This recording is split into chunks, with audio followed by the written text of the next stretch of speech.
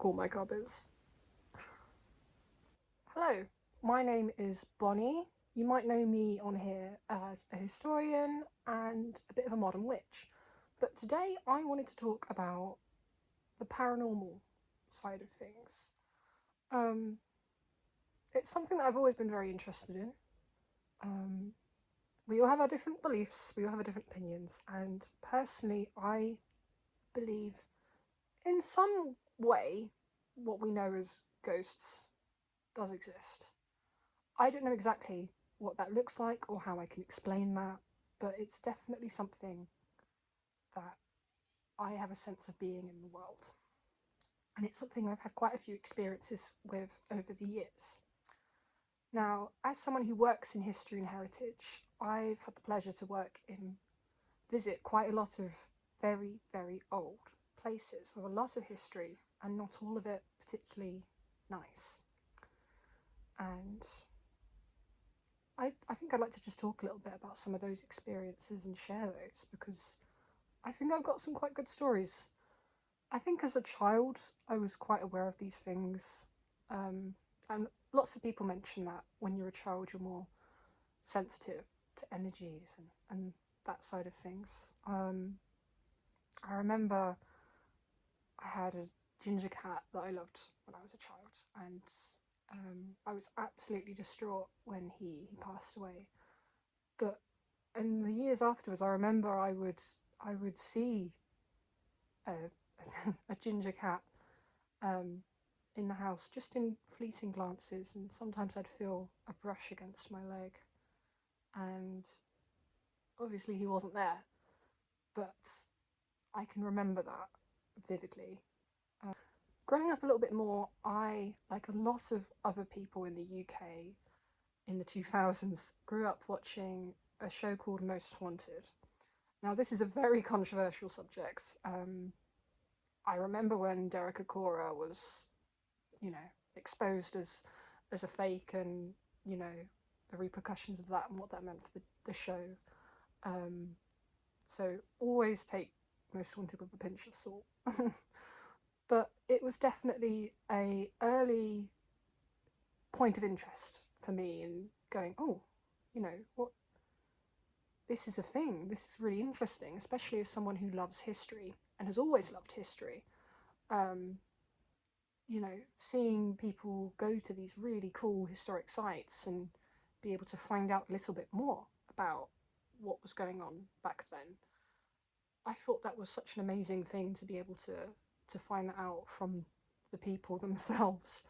Um, Obviously, I'm a lot older now, and I've got a lot of different beliefs and theories and things like that.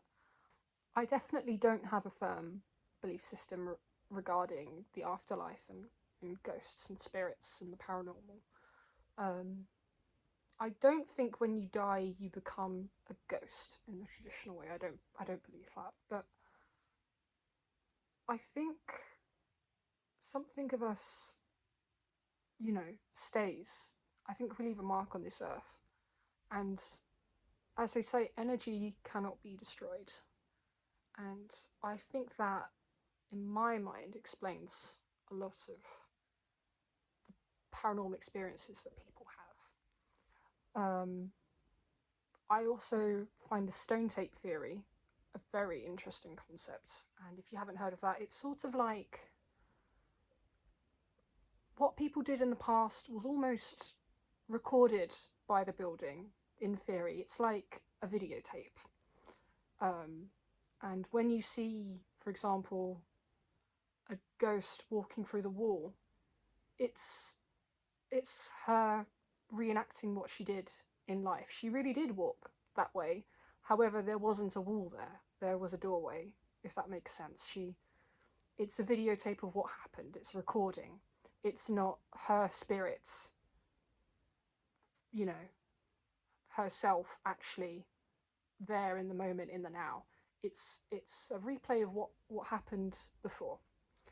And I really like that theory. I think that's a great theory. But I don't know. Maybe I'll never know. But I nevertheless find the paranormal very interesting, and I love talking about theories and things like that. in my life, I have had quite a lot of paranormal experiences, and as a result, that's reinforced my belief that there is something out there. There is something possibly after death. There is something that happens with us and our energies and our spirits, but I can't say for sure what that is. Like I've mentioned before, I am a historian, and I have had the pleasure to work in a lot of very, very cool historic buildings and visit a lot of very cool historic places as well. And these buildings have a very long history. Lots of people have passed through these buildings. Lots of things have happened, and not all of those things have been very nice. Not that I think necessarily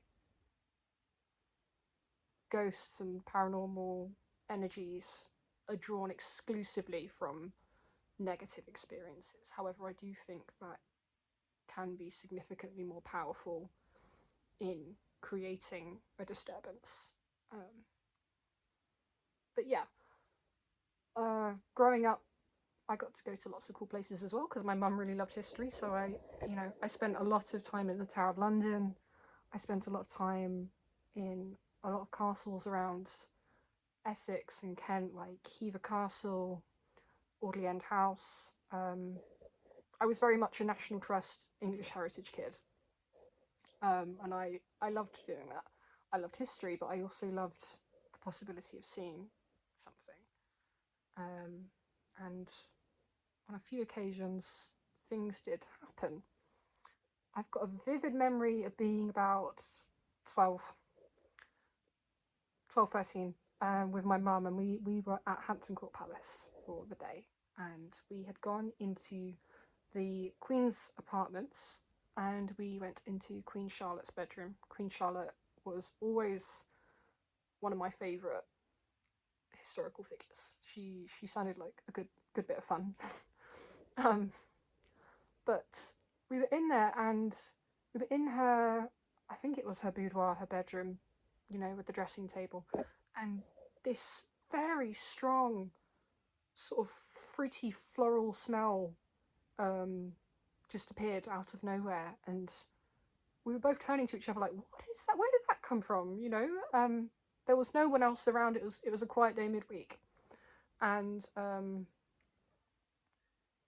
we stood there for a few minutes talking about this, and then as quickly as it came, it left, and we moved on with our day, thinking that's so strange. And we couldn't stop thinking about it, so we did a bit of research, and we found that this is something that quite a few other people had experienced in that room, and that was definitely food for thought. I'm also a massive skeptic in the sense that I think you should do as much as you can to explain a paranormal experience. You can't just willy-nilly go and say, oh, this happened, so it must be a ghost. That's not good investigation skills. Smells being something used as a sign of someone's presence is fairly a common thing I've found. As a child, we used to visit Osborne House on the Isle of Wight quite a lot, which is where Queen Victoria lived, and I was in her bedroom once, and out of nowhere, the smell of sort of fruity perfume similar to the Hampton Court experience, again, came out of nowhere, only for a few seconds this time, and then it disappeared. And this is something that I had found, again, was something that other people had noticed. And this is something that was written about by an author on the Isle of Wight called Gay Baldwin. She's written loads and loads of books about ghosts on the Isle of Wight. They're really interesting. Definitely give them a read if you get the chance. I actually lived on the Isle of Wight as a teenager, and I went on to volunteer at Osborne House for about a year when I was maybe 16 or so. And other than being a really cool experience, being able to see behind closed doors and, learning about how museums run, getting my foot in the door for my career, I had, I don't know,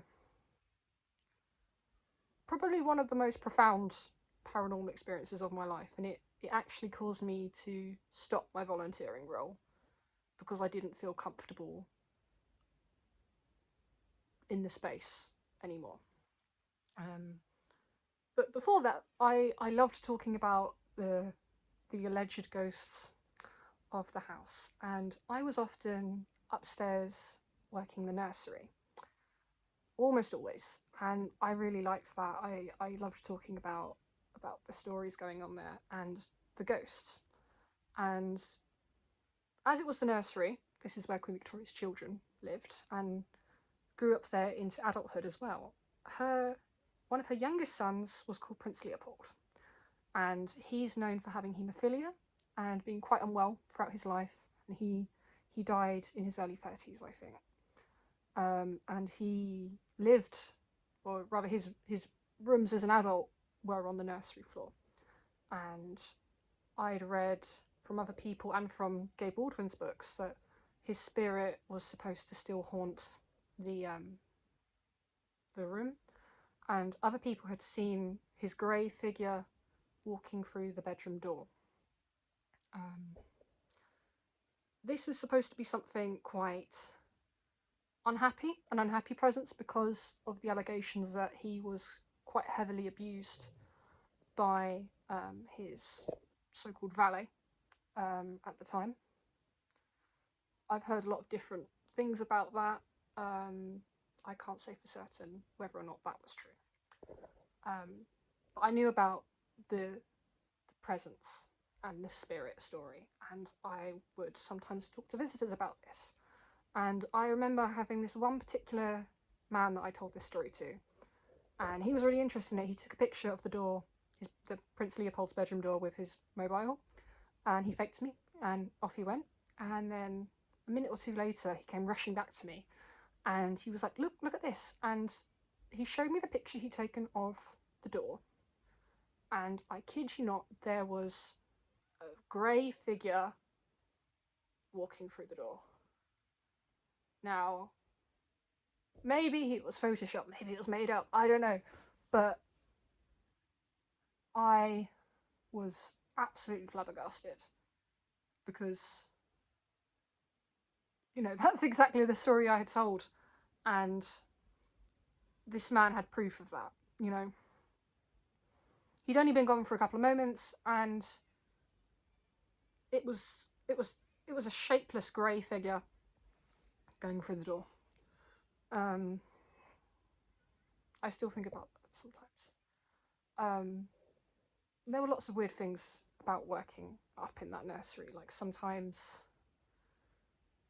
I don't know, I would hear chatter when the floor was empty, or clocks ticking when we didn't have any working clocks in the room.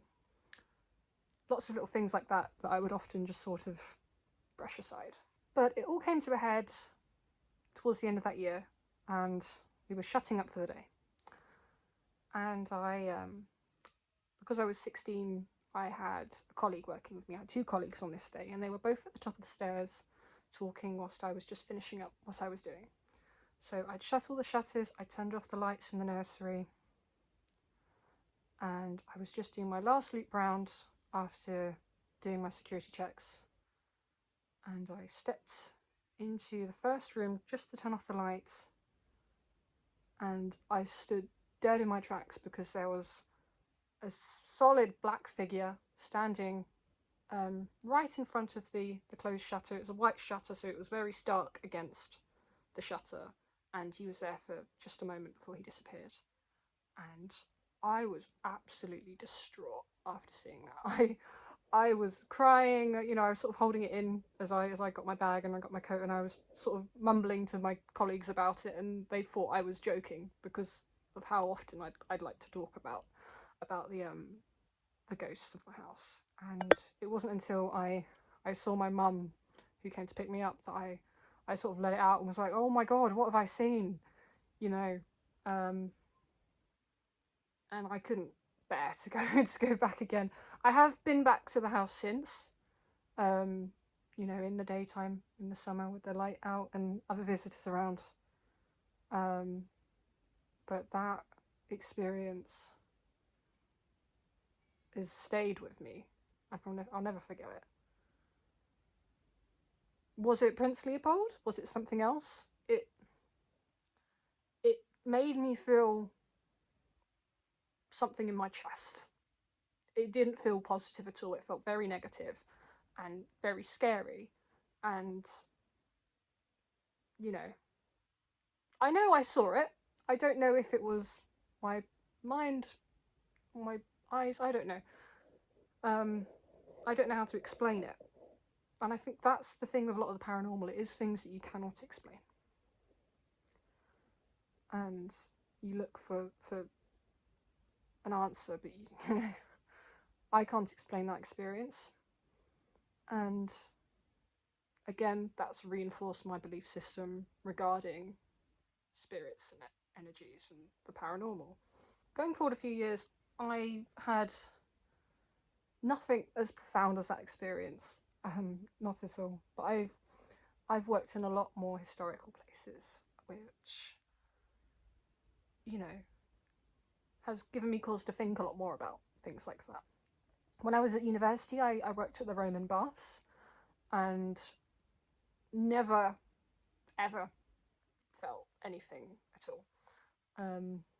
Some people might be surprised by that, but no, I never got any sort of presence or energy or anything like that. It was a great place to be, but you know, and I never felt anything negative. You know, I always felt really positive. I never felt scared closing up the museum or the baths. Not once.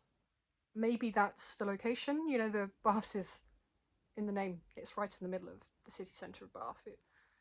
There was always people around, and that might contribute to it. That's something else that I think a lot about when it comes to people having paranormal experiences is, you know, for example, why do people only see ghosts, or usually only see ghosts in the dark? You know, why is it so associated with places with horrible histories and being in the nighttime and, you know, perhaps autumn around Halloween? Is that something that our brains are filling in? I can't say for sure. Do ghosts appear when people aren't there to see them? That's another great question, you know? I don't know at the end of the day. After I left the Roman baths and I finished up my degree, I worked for almost 2 years at Laycock Abbey as a conservator, and that was an amazing job. I loved it so much. And for most of the time, I never really had any bad experience. I always felt so positive there. You know, it's an amazing place, and I loved it. I loved the job I did, and I was, due to the nature of the role again, very frequently alone, closing up this house in the dark. You know, shutting the shutters, turning off the lights, locking the doors, and only really towards the end of that role did I start to notice things that were strange. For example, sometimes I would feel something touch my arm or my back, or think I can hear my name being called, and I would whirl around and there's no one there. You know, my only other colleague is on the other side of the building, and you definitely can't get away that quickly. Some of my colleagues lived on site, and they said they never saw anything. But I did have other colleagues who had similar little experiences like that, feeling of being touched or feeling a presence maybe. There's a particular room in the Abbey that I always had a bad feeling with. Just the one room. Everywhere else I felt totally fine. But there was one room, which was the East Suite's bedroom, if you ever go to Laycock Abbey. I always felt extremely uncomfortable in. When working in there alone, even thinking about it now makes me feel creeped out. I always felt like I was being watched in there. And you know, you couldn't pay me to sleep in that room. No, not at all. Another thing people talk a lot about when it comes to the paranormal is, do you have any proof? You know, where's your proof? Where's your pictures? And a couple of years ago, me and my friends went on a really great trip to Cornwall. And as part of that trip, we visited Bodmin Jail. If you ever get the chance to go to Bodmin Jail, absolutely go. Get yourself to Bodmin Jail. It's an amazing attraction. It's a huge site. So part of it's now a hotel, and part of it's now the attraction. So the first half of the attraction, I don't want to spoil it, but it's an immersive journey into the lives of the prisoners of Bodmin Jail. And if you've ever been to the London dungeons, it's very similar to that, but better. I don't know. I feel like the tech and the whole experience, it's so top notch, really well done. And then the next part of the museum is, well, I've just said it. It's going around the jail, and you can go into the cells, and you can go through the site, and you finish your journey at the gallows. Both the site of and literally as well, not to spoil anything, but I absolutely love it. I've done it twice now, and it's amazing. So definitely, again, would recommend. But when I went around with my friends the first time, we took quite a lot of pictures, and I'm probably going to say this wrong. I think it was the officers' quarters, or the warden's office, and I had a picture of myself taken at the desk, and we didn't notice this until we got back to our caravan at the end of the day. But that picture of me, there is something in the corner of that photograph, a weird little red figure, and it's very bizarre. I'm going to put the picture up now.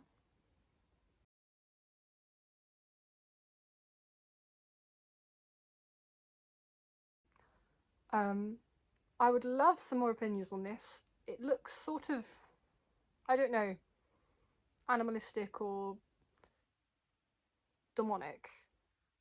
Again, I don't know what that is, and I'm not going to say this is definitely, I've got a picture of a demon, you know, I'm not crazy. But I didn't feel very good going around the site. There definitely felt like there was a lot going on. There's a lot of energy there. There's a lot of, and you've got to remember there were hundreds of people historically who went to that building, who died in that building, who lived in that building, and had horrible lives. And that's going to leave its mark somehow. That's going to leave its mark on this earth. If you go through something that awful, that will stay here. I believe that. I don't know how, but I thoroughly believe that that negative energy, once created, stays. Now, lastly, we come to now. I currently live in a very old building. It has a very dark history. I'll probably talk more about it in the future, when I've moved out of here, because I don't want to talk about that right now. But it's got a very dark history, and since moving into this building, I have felt and experienced a lot of activity going on. My boyfriend is a musician, and as a result, we have quite a lot of guitars. And on more than one occasion, when he's been out in the evening, I have heard the guitars playing themselves. And he doesn't believe me. People think I'm crazy when I talk about that, but that is 100% true. I have heard the guitars strumming themselves when there is no one in the flat other than me.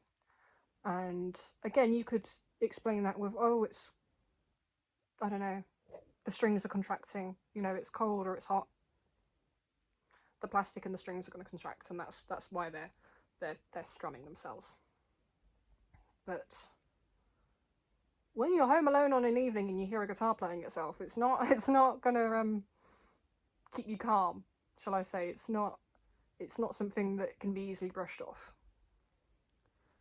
A few months ago, I woke up and I had a very solid figure standing above me in bed, and I freaked out. I turned on the light, and obviously there was nothing there when I turned the light on. Waking up my boyfriend in the process, who's going, "What's going on? What's going on?" But I don't know. I felt sort of a very negative feeling about this building from the get-go, and I'm gonna be honest. When I get out of here, I'm gonna be quite happy about that. But for now, it's a very uncomfortable space, and I don't know what's going to happen to me in here before I leave. I don't know what other things I might experience, might feel. Yeah, I think I'll probably talk about that once I've left. But yeah, in the meantime, I'm just gonna crack on and keep my sage and salt close, I think.